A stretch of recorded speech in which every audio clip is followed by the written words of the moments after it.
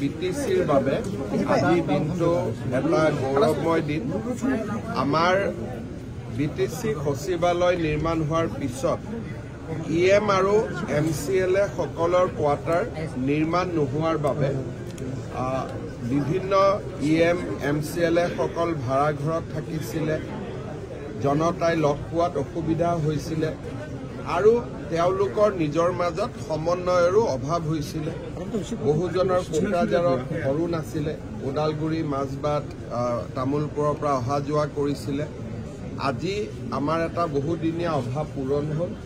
20টা EMৰ quarter হ'ল, 30টা MCLA quarter হ'ল আৰু ভৱিষ্যতেও ইয়াক আৰু যদি প্ৰয়োজন হয় ইয়াক সম্প্ৰসাৰণ কৰাৰো ব্যৱস্থা ৰাখি থোৱা গৈছে।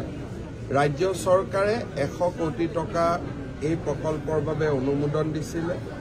কিছু বছৰ আগতে BTR মুখ্য কাৰ্যবাহী সদস্য প্ৰমোদ বড়ো, UG ব্ৰহ্ম ডাঙৰীয়া আৰু মই ইয়াৰ আধাৰশিলা কৰিছিলোঁ আৰু এই অনুষ্ঠানকেইটা আধাৰশিলা কৰাৰ পিছত উদ্বোধন কৰাৰো আজি আমাৰ সৌভাগ্য হ'ল। মই বড়োলেণ্ডবাসী ৰাইজক আজিৰ দিনটোত অভিনন্দন জনাইছোঁ। আজিৰ পৰা কিছু বছৰ আগতে এই অঞ্চলত অহাৰ কাৰণে সকলোৱে ভয় খাইছিলে, কিন্তু আজি ইয়াতে কোকৰাঝাৰৰ VVIP ইয়াতে কোকৰাঝাৰৰ বা BTRৰ EM MCLA সকল থাকিব। অলপ আগলৈ গৈ কোকৰাঝাৰ বিশ্ববিদ্যালয়ৰ স্থায়ী কেম্পাছ নিৰ্মাণৰ কামো লাহে লাহে আমি আৰম্ভ কৰিম আৰু মই ভাবোঁ যে কোকৰাঝাৰ বা BTRৰ আটাইবোৰ অঞ্চলে বিকাশৰ গতিৰ লগে লগে ধুনীয়া হৈ গৈ আছে আৰু গৈ থাকিব। স্যার, আপনার কার্যকলাপ এটা ধনাত্মক পরিবর্তন পাইছে, অনাগত সমস্যা স্যার অসমক লৈ আপনার কি আছে? চাওক, আমি অসমত যোৱা 3.5 বছৰত এটা নতুন পৰিৱেশ নিৰ্মাণ কৰাত সক্ষম হ'লোঁ, যিটো আগত কোনেও কল্পনা কৰা নাছিল। এতিয়া যিখিনি আমি কাম কৰিলোঁ, BTRতে হওক, অসম চৰকাৰতে হওক, এই কামখিনিক যদি আৰু কেইটামান বছৰ এই ধৰণে লৈ যাব পৰা যায়, তেতিয়াহ'লে আমাৰ অসমখন ভাৰতৰ ভিতৰতে এখন শ্ৰেষ্ঠ ৰাজ্য হ'ব। শৈক্ষিক কাঠামো বনিছে, কলেজ বনিছে, কিন্তু কলেজ এখন হোৱাৰ লগে লগে তাক প্ৰকৃত মহাবিদ্যালয়লৈ ৰূপান্তৰ কৰিবৰ বাবে আৰু 5টা বছৰ লাগে। মেডিকেল কলেজ হৈছে, তাক গ্ৰ' কৰোঁতে আৰু 5 বছৰ লাগে। এই ধৰণে আমি কামবিলাকৰ গছ জুপি আমি ৰুইছোঁ, কিন্তু তাক ডাঙৰ দীঘল কৰিব লাগিব। আৰু যদি আৰু 5টা বছৰ অসমে এনেকৈ এটা শান্তিৰ পৰিৱেশ পায়, অসম ভাৰতৰ ভিতৰতে এখন শ্ৰেষ্ঠ ৰাজ্যত পৰিণত হ'ব। স্যাৰ, অনাগত সমস্যা অহা 5 বছৰত বৰ্তমানৰ বিদ্যালয়ৰ সৈতে আপোনালোকৰ মিত্ৰতা অব্যাহত থাকিব নে? UPPL আমাৰ NDAৰ সহযোগী দল আৰু আমি যেতিয়া এটা সহযোগিতা কৰোঁ, সহযোগিতা অব্যাহত থাকে আৰু UPPL আমাৰ মন্ত্ৰীসভাটো আছে। খালি BTC বা BTRৰ নিৰ্বাচনটো আমি কেনেকৈ খেলোঁ সেই বিষয়ে প্ৰমোদ বড়ো আৰু দিলীপ শইকীয়া ডাঙৰীয়াই আলোচনা কৰিব। কিন্তু NDAত UPPL আছে আৰু NDA হিচাপতে আমি বন্ধুত্বপূৰ্ণভাৱে আমি কাম আগতেও চলাই আহিছোঁ আৰু এনেকৈ চলি থাকিম। Sir, you are participating in the 5th anniversary of Bodo Peace Accord. So how do you see that? Bodo শান্তি চুক্তিয়ে আজি গোটেই অসমৰ, অকল বড়োলেণ্ডে নহয়, সমগ্ৰ অসমলৈ শান্তি আৰু সম্প্ৰীতি কঢ়িয়াই অনাত এক ব্যাপক ভূমিকা পালন কৰিবলৈ সক্ষম হৈছে।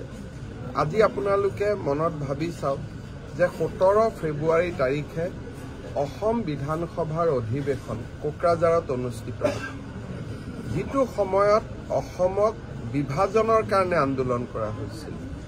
অসমৰ একতাৰ মূল প্ৰতীক বিধানসভাখনেই কোকৰাঝাৰত হ'ব। আৰু যদি বিধানসভাখনলৈকে চায়, তেতিয়াহ'লে তাত দেখিব যে য'ত এসময়ত অসমীয়া ভাষা তাত অকল একমাত্ৰ ভাষা আছিল, আজি তাত বড়ো ভাষা আৰু বড়ো কলা সংস্কৃতিয়ে গৌৰৱময় স্থান দখল কৰিছে। এসময়ত অসম বিভাজনৰ কথা কোৱা হৈছিলে, কিন্তু আজি অসম একতা থকাৰ লগে লগে বড়োলেণ্ড অঞ্চলত ভাবিব নোৱাৰা উন্নয়ন।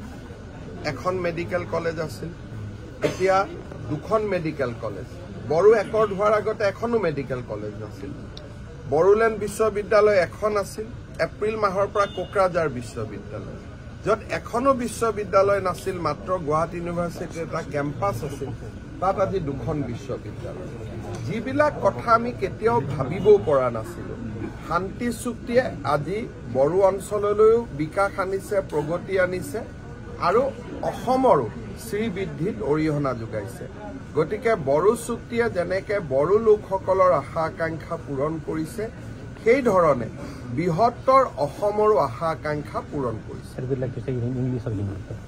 Historic Bodo Accord is a milestone in the development of Assam. The Bodo agitation was started with demand for dividing Assam. But on 17 February, Assam Assembly will have its session in Kokrajhar, the capital city of BTR, which symbolizes the unity of Assam. But at the same time, if you look towards Assam Assembly, earlier Assam Assembly was primarily known for Assamese language. Today, Bodo language is taking a proud place in the transaction of business in Assam Assembly. If Bodo people is asking for development, that development is now not only in papers, it can be seen.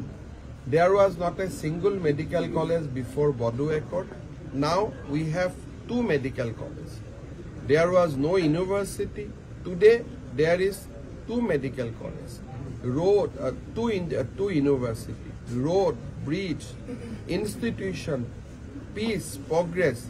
That is the hallmark of the Bodo Accord. So I'd like to offer our deepest gratitude to Honorable Prime Minister Sri Narendra Modi and Home Minister of India Sri Amit Shah for giving us this historic Bodo Accord. Also, I'd like to offer my gratitude to the people of Bodoland for supporting this accord and ushering a new era of peace and prosperity. মই ভাবো যে এইবাৰ advantage Assam 2.0 যিখন আমি কৰিম সি অসমলৈ বিনিয়োগো আনিব আৰু ইনফ্ৰাষ্ট্ৰাকচাৰো আনিব আৰু এখন নতুন অসম নিৰ্মাণৰ কাম আৰম্ভ হ'ব। ছেপ্টেম্বৰ অক্টোবৰ